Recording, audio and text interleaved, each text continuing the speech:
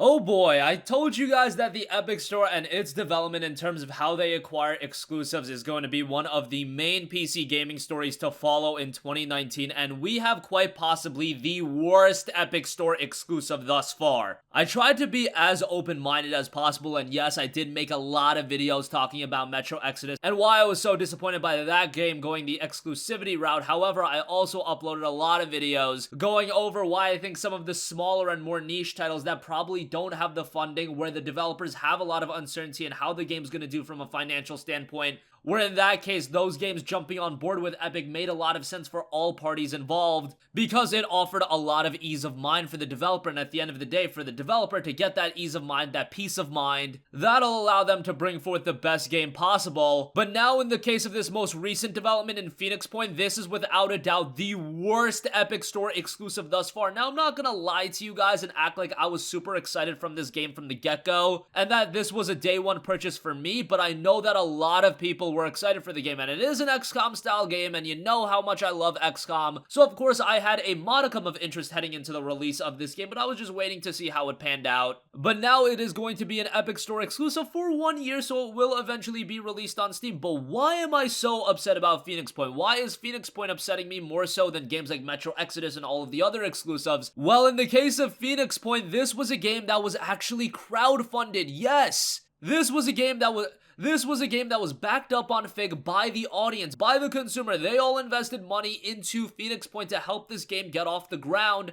and to make the game what it is. Now, there's a lot to digest from that standpoint, but right from the get-go, you can see while they were accepting crowdfunding, and one of the questions they pointed out was, will this game be on Steam? And they even responded saying, yes, this game will be on Steam. So you sold this game on the premise of it being available on Steam. Now you've done a bait and switch, and you're saying it's not going to be on Steam for a year. It's going to be an Epic Game Store exclusive. Who the hell thought this was a good idea? Sure, from a Phoenix Point development standpoint, maybe Epic Games offered an insane amount of money. Maybe Epic Games thinks that this is such a great acquisition, but for them, now Phoenix Point went from this game with this cult following with a lot of anticipation from the people that knew about it to one of the most hated games on the market. For example, the Phoenix Point Epic Game Store announcement video is actually unlisted on YouTube, but it's making the rounds everywhere. It's got 127 likes to 797 dislikes as of the recording of this video, and this Epic Game Store announcement video is really making the rounds now, so I imagine that that's gonna fluctuate quite a bit. It was uploaded yesterday, and just as I refreshed the page, it has gone up to 801 dislikes, so you can see they are getting a lot of backlash for this. Now, they did say in the video, and this is clearly something to take the attention off of how BS this is, they did say that anyone that backed the game and anyone that's disappointed by the game not coming out on Steam, they can get a full refund. However, the Epic Store exclusivity would have never even came to fruition if gamers themselves didn't back the game. So they took the money from the gamer, they got the game off the ground, and then they're saying, okay, Epic Store came along when they saw the potential in this game,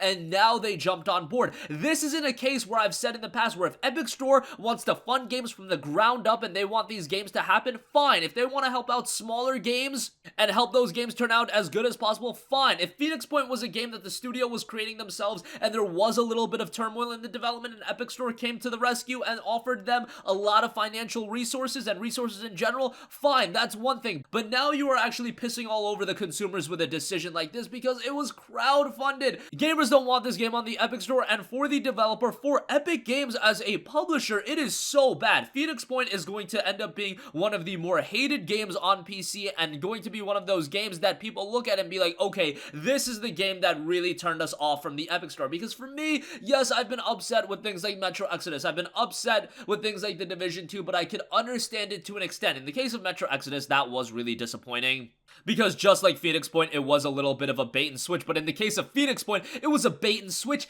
and it was a crowdfunded title. Could you imagine if Metro Exodus was a crowdfunded title? Oh my god, the backlash to that game would have been absolutely absurd, but Phoenix Point, because the game is a little bit lower key, because it's not as well known, it is gonna fly under the radar unless we don't spread the word about it, and that's why I needed to make this video looking at this. And a lot of people are just gonna say, hey, you are getting a refund, so why are you complaining so much? No, in this case, the refund is a decoy. It is a smokescreen. It is them trying to get the attention off this point and be like, oh, you could just get a refund, no reason to complain. No, there absolutely is reason to complain, and I'm not gonna act like I backed this game. I'm not gonna act like I even had a sizable amount of anticipation for the game, but what does this spell for PC gaming and what Epic Games can actually do? If you crowdfund a game, if you promise something through backers of a game, you can take that away. I feel like at some point there could be some sort of legal action taken, but I know nobody's gonna go that route. That's a little bit too far-fetched. Still, they were taking funding, offering one thing, and now they're going a completely separate direction. I'm sure Epic Games is offering the Phoenix Point studio a lot of money. Great for them. They're gonna make a lot of money, but guess what? There are gonna be so many people not buying the game anymore. Yes, it'll come out on Steam 1 year later, and maybe if the game turns out to be really great, it'll still resonate at a financial level, and it'll do well from a sales stand. But man, is this where we're going in gaming? This is so anti-consumer, and I don't want to see this bleed into PC gaming.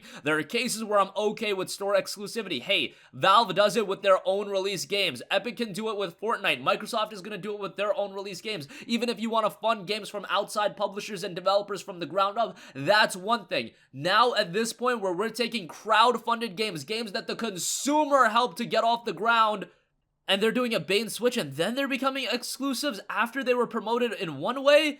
I don't even know a previous instance where I can compare something like this to, because it's just so mind-boggling. I feel like we haven't seen something like this before in PC gaming, especially because it is such a unique climate for PC gaming. We've never had an instance like this where Epic is so hell-bent in getting into the PC market. But if you want to get into the PC store market, why not fund your own games? Why not create your own compelling experiences that get people to jump on over? Is Fortnite the only thing that you can offer? Just because Fortnite has made you an obscene amount of money, now you're thinking, hey, we don't need to make our own games. We could just buy out these other games and get them exclusive on our platform. Create your own damn game and get us to jump over that way. Don't manufacture these situations where gamers are left upset. I'm sure the Phoenix Point developers are happy from a financial sense, but you gotta think about it from a sense of them getting all of this backlash. They can't be happy about that. They can't be happy from a standpoint of their game getting absolutely crapped on right now, and they are just left to face the consequences. So much to dissect here. It's just a crazy situation. I was never expecting something like this where a crowd-funded game could have its Steam release stripped away after it was advertising a Steam release, and now it's an Epic Store exclusive. You can get refunds, but there's so much more to it than that. It's such a head scratcher. I'm sure I'll be talking about this in the future as well, because I am very, very disappointed by it. But hey, is that the climate we're going into right now? I don't think this game is going to do all too well from a sales standpoint. Who knows if the criticism and all the backlash will blow over, but there's a lot of backlash coming in. Now, after all of this, even with all of my complaining, I do think there's some good that comes out of Epic Store being a legitimate contender to Steam and getting into the PC games market. And I've said that in previous videos, it's not all bad. This is a scenario and a situation where there's a lot of gray. It's not completely black, it's not completely white. You really have to dissect the situation as a whole, and I'll point you things like Epic Store offering the gamers free games. They wouldn't be doing that if there was no Steam around, and in the case of Steam, we've seen them recently, they're doing more things to appease the gamer. For example, the recent Lunar New Year sale, they would never do something like offering $5 off of a $30 purchase, and that money coming directly out of Steam themselves. That's something that wouldn't be done in the past. And even in the case of exclusivity, yes, I'm not a big fan of Metro Exodus being an exclusive, Phoenix Point being an exclusive. However, there are situations with smaller titles, and we've seen a lot of those games go the route of becoming Epic Store exclusives. Yes, those offer the Epic Store exclusive titles, and those aren't games Epic created themselves. However, those are games that one of two things were going to happen if they weren't Epic Store exclusive. One being that they were going to have immense financial stress. They weren't going to know how the game was going to turn out, and it might have even gone to the point where they would rush the game out because they needed some financial return.